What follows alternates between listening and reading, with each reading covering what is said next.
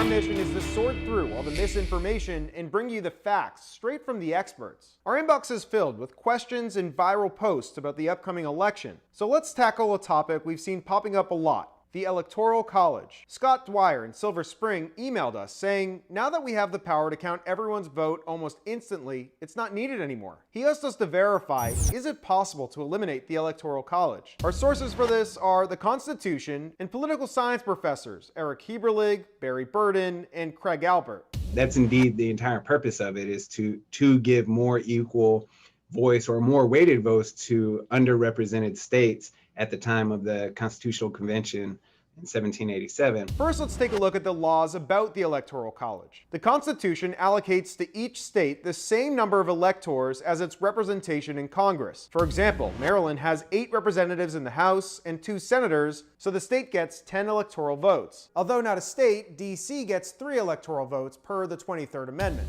Professors Heberlig and Albert say those electors are chosen by each state's political party. There aren't many rules, but the elector can't hold a public office. The Constitution requires at least 270 electoral votes to win the presidency. As we know from previous elections, the popular vote doesn't always match the electoral vote. Professor Burden says this has happened twice in the last 5 elections. For example, in 2016, Hillary Clinton won the popular vote, but the electoral votes tipped in President Trump's favor. So, could the Electoral College be eliminated? Our sources tell us that this would require a constitutional amendment, which would need a 2/3 vote from Congress and 3/4 of the states. Professor Heberlig says that the last time this happened was the 27th Amendment back in 1992. So we could verify that it is possible to eliminate the Electoral College, but it wouldn't be easy. Now let us know what you want verified. You can email us at verify@wusa9.com or text us at 202-895-5599.